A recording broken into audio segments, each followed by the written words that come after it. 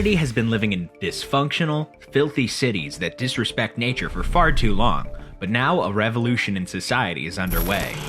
The Line is a planned smart linear city that is currently being built in Neom Tabuk, Saudi Arabia.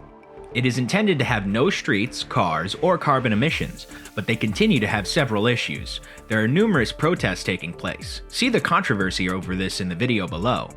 Welcome to Incredible Tech. Subscribe to our channel to stay informed about new tech-related videos. Enable the bell symbol to receive notifications about the latest videos. The city is a component of the Saudi Vision 2030 initiative, which Saudi Arabia estimates will add 380,000 jobs and $48 billion to the GDP of the nation.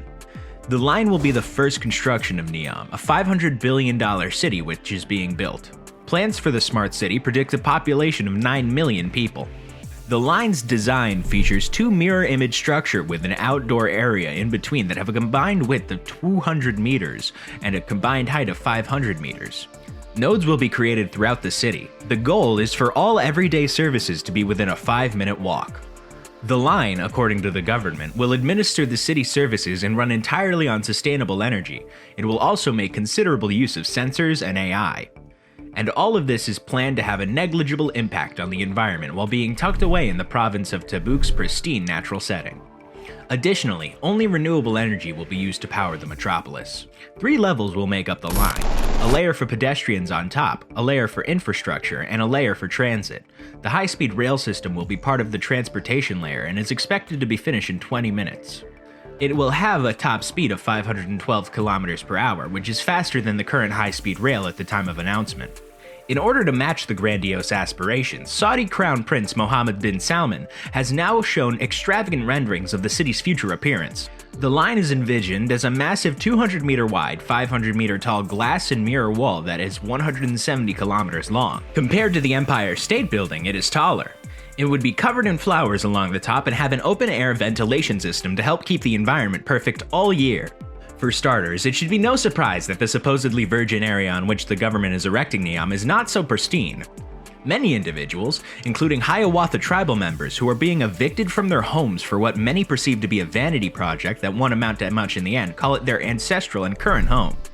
Saudi security forces have harassed and kidnapped anyone who has ventured to voice their opposition to the government's plan or who has refused to give up their homes, arrested them, or in some cases killed them. For instance, Abdul Rahim al-Huwati, a well-known Hiawatha activist, was assassinated by police in April 2020 for sharing footage on social media in an effort to spread awareness of the forced eviction. Some business partners have even backed out of agreements as a result of the issue. Even if Neom is ultimately constructed and fulfills its promises, there will be a great deal of additional cause for worry. While the government wants to make the city more appealing to tourists and inhabitants, given the nation's history with respect to human rights, some are raising their eyebrows, particularly hostile to migrant workers. Additionally, there are worries about how the Line will affect local bird migration. The Wall Street Journal claims that the construction will impede their progress. Others doubt whether construction would even be technologically and environmentally sound.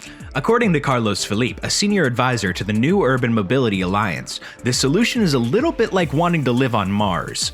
He also questioned whether it would discourage people from simply going outside to enjoy something that isn't man-made. He said, "This seems impossible, greatly limited, or just plain artificial." The concept isn't exactly new, though. Many have used these futuristic city concepts before, like the unsuccessful Quayside project by Alphabet in Toronto, or the South Korean smart city Songbo, which is suffering. Riot Games had to rapidly reverse its decision to enter into a sponsorship agreement with the megacity project because of the controversy surrounding Neom. 2 years ago, Neom was slated to be a major partner for Riot's LEC esports competition in Europe, but fan backlash led the business to cancel the sponsorship just 1 day later. Analysts have noted how Neom's ideas have evolved over time, fueling skepticism over whether the Line would ever materialize. Some of the options being presented for the mega project were detailed in leaked strategy documents that the Wall Street Journal was able to access in 2019. The story claims that among the suggestions made included flying taxis, robot maids who would perform housework, and cloud seeding to boost rainfall in the desert. The site of the project has also been a contentious issue.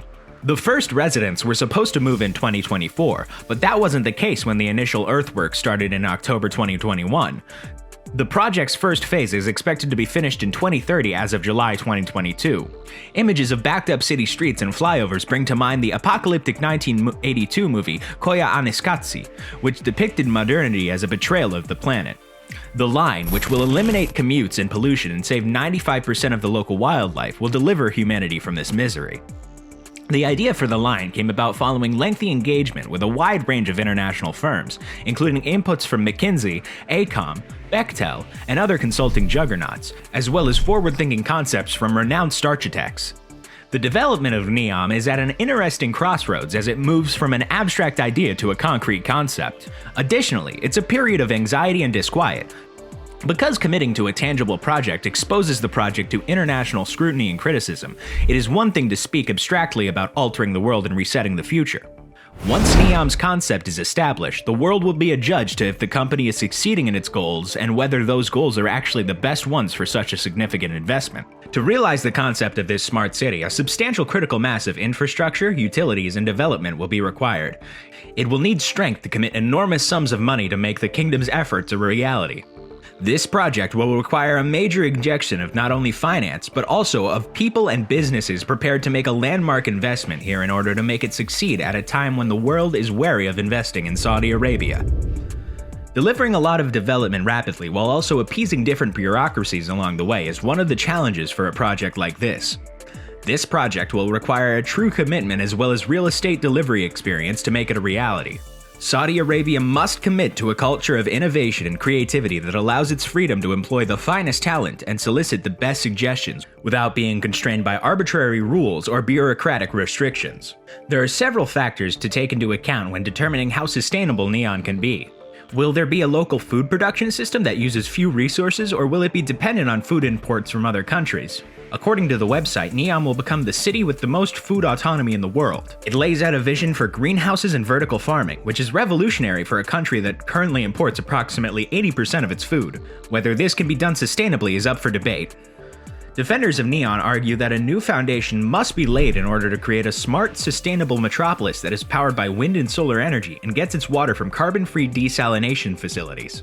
According to Ali Shihabi of NEOM's advisory board, Saudi Arabia needs some creative thinking because the Middle East is running out of water. Saudi Arabia is a dry country, and desalination plants, which use fossil fuels to remove salt from water, provide half of the country's water. It's an expensive operation, and the waste product, a brine and hazardous chemical slurry, is dumped back into the ocean, harming marine habitats. There are still plenty of additional reasons to be concerned, even if NEOM is eventually constructed. The line is anticipated to contain a staggering number of sensors, cameras, and facial recognition devices that, in such a small area, might increase government surveillance to almost unimaginable levels. That is concerning in any society, but in Saudi Arabia, where homosexuality is illegal, LGBTQ individuals are persecuted and women have few rights, it is simply terrifying. So do you think this is necessary? Let us know in the comment section below. See you later.